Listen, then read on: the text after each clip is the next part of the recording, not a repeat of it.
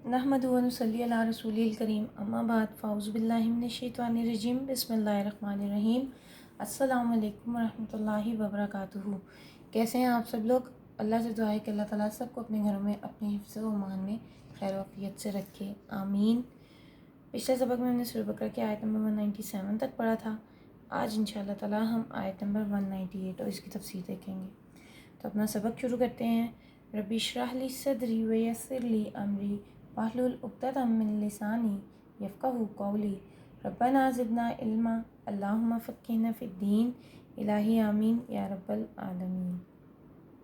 सूरह बकरा है, आयत है हमारी 198 और पारा है हमारा दूसरा।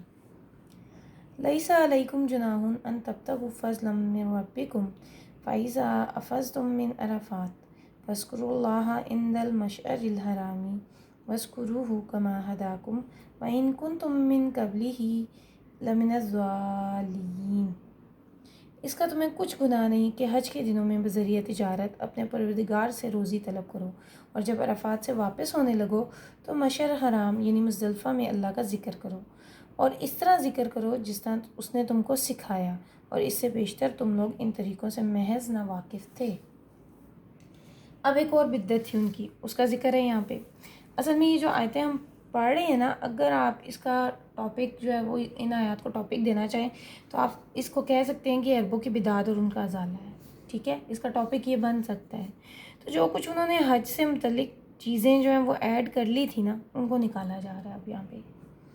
अब पिछली आयत में तकवा की बात थी, खैर ज़ाद तकवा, और हज का असल मकसूद भी तकवा है, और इसीलिए बता दिया गया कि हज में कोई ऐसा काम ना करो जिससे तकवा की कैफियत को नुकसान पहुँचे, और दिल की वो कैफियत जिसमें अल्लाह का खौफ और उसकी मोहब्बत हो। ठीक है, तकवा कहते किसे हैं? इसी बात को कहते हैं ना कि दिल में अल्लाह का खौफ मौजूद हो, उसमें कमी नहीं आनी चाहिए तकवा में। हज के दौरान कोई ऐसा काम नहीं होना चाहिए कि तकवा में उससे कमी आए। उन दोनों के जमा होने का नाम ही तकवा है। ठीक है, अब सहाबा कराम रज़ियल्लाहु अन्हुम की जिनकी तरबियत हो रही थी इन आयतों के ज़रिए, वो तो इन आयतों को लेकर तो बस उन्होंने लफ्ज़ तकवा को ही पकड़ लिया था कि हमें तो बस तकवा ही लेना है, और हज से जो भी तोहफ़ा लेकर आएंगे वापसी पर अपने लिए और दूसरों के लिए वो सिर्फ तकवा था। कुछ लोग ऐसे थे जो हज के दौरान तिजारत भी करते थे, क्योंकि ज़ाहिर है वहाँ चीज़ों की ज़रूरत भी तो पड़ती है ना, कारोबार भी थे, कुछ वहाँ मजदूरी भी कर लेते थे। तो उन्होंने कहा ना ना ना ना ना, ये नहीं करेंगे। यानी उन्होंने एक्स्ट्रा ऑर्डनरी केयरफुल होने का सबूत ये दिया कि कमाना ही छोड़ दिया। तो फिर क्या हुआ? हाथ फैलाना पड़ा। उससे भी पीछे रोक दिया गया कि खैर ज़ाद तकवा है, लेकिन साथ साथ तुम उससे फ़ज़ल भी ढूंढ सकते हो। अरबों ने क्या किया, ख़ासतौर पर कुरैश ने, उन्होंने अपने लिए एक ना डिस्क्रिमिनेशन तैयार कर ली थी। ठीक है, और वो क्या कहते थे कि हम तो आला ख़ानदान के लोग हैं, और अरफ़ात का मैदान जिसमें 9 ज़िलहज को हाजी जमा होते हैं, ये हरम की हदूद से बाहर था। थोड़ा सा ना इसको ज़रा समझें, अपने दिमाग में थोड़ा सा वो करें कि ये जो अरफ़ात का मैदान था ना, ये हरम की हद से बाहर था। ठीक है, लेकिन जाना उधर ही था।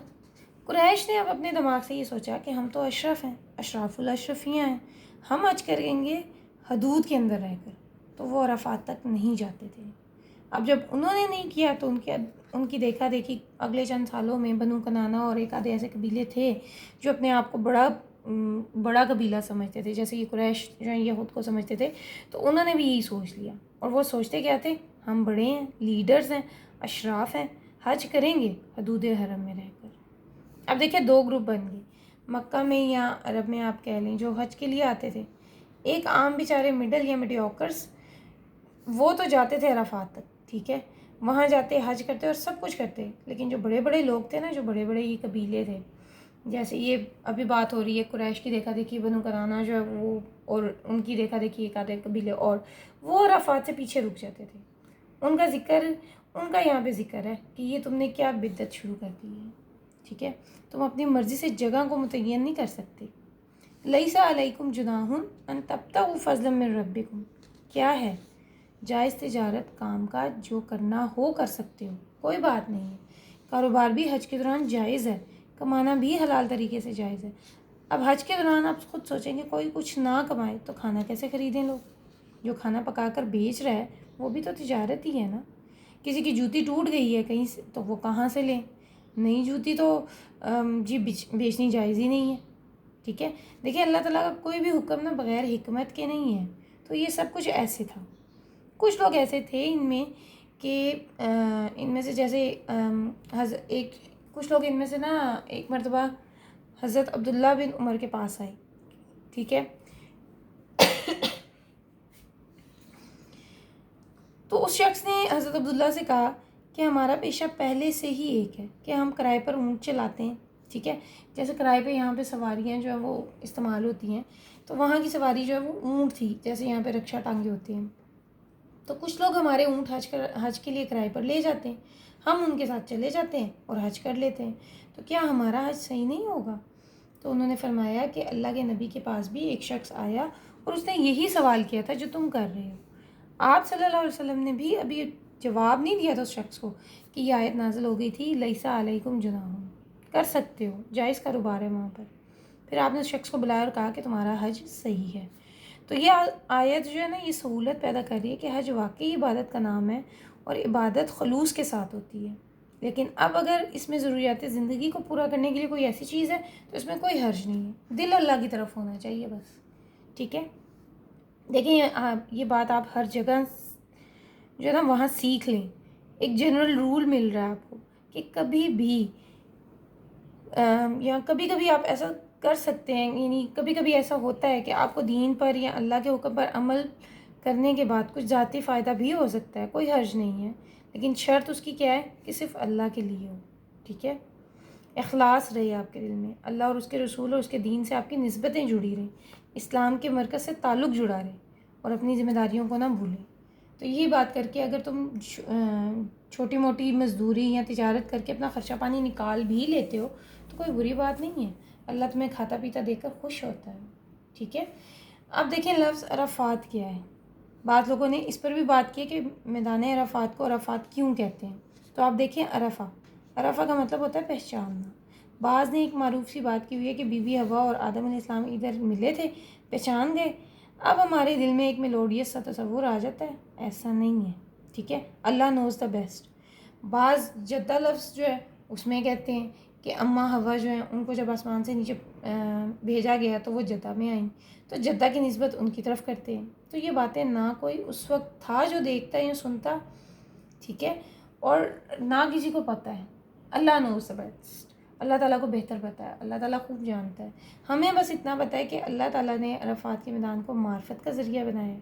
یہاں اللہ سے ملاقاتیں، اللہ کی رضا ناراضگی، اللہ کی بات، یعنی بندے کو اللہ کا قرب مل جاتا ہے. ٹھیک ہے.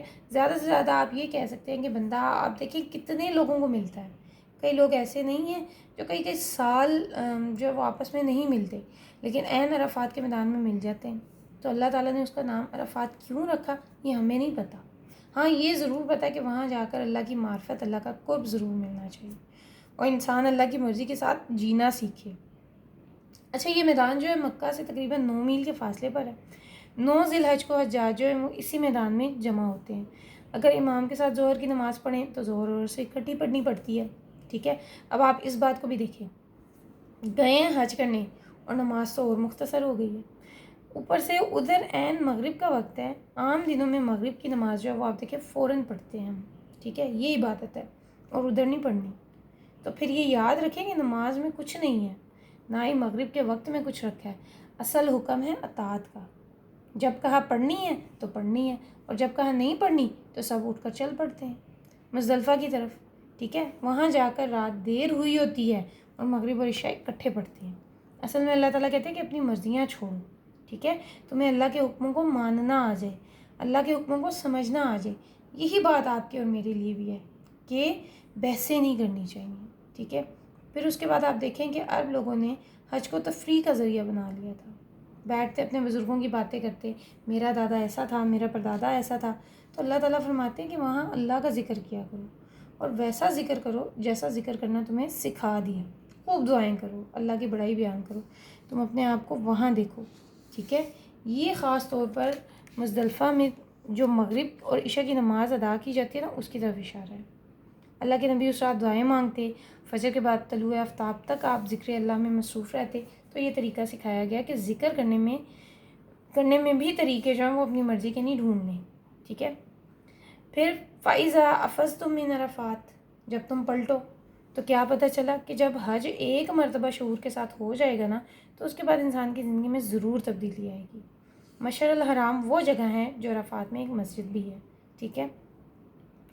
وَاذْكُرُوهُ كَمَا هَدَاكُمْ، اس سے اب کیا پتہ چلا کہ ذکر کے خود ساختہ طریقے بھی ٹھیک نہیں ہیں، ٹھیک ہے۔ ویسا ذکر کرو جیسا آپ کو کہا گیا ہے یا جیسی آپ کو ہدایت کی گئی ہے یا جیسا آپ کو سکھایا گیا ہے۔ تو اللہ تعالیٰ سے دعا ہے کہ اللہ تعالیٰ ہم سب کو عافیت دے۔ اب اس میں میرے آپ کے لیے کیا سبق ہے؟ پابندیوں کو برداشت کرنا سیکھیں، رولز اور ریگولیشنز کو فالو کریں، منمانی نہ کریں اور نہ ہی اپنی مرضیاں کریں۔ اللہ سے دعا ہے کہ اللہ تعالیٰ ہم سب سے راضی رہے اور ہمیں کسی بھی مشکل میں ڈالے ہی نہ، ہمیں کسی آزمائش میں ڈالے ہی نہ، آمین۔ وما علینا الا البلاغ۔ آپ سب کو میرے ساتھ رہنے اور قرآن سننے کا بہت شکریہ، جزاکم اللہ خیرا کثیرا۔ اللہ سے دعا ہے کہ اللہ تعالیٰ آپ کو اس کا بہترین اجر دے۔ السلام علیکم ورحمۃ اللہ وبرکاتہ۔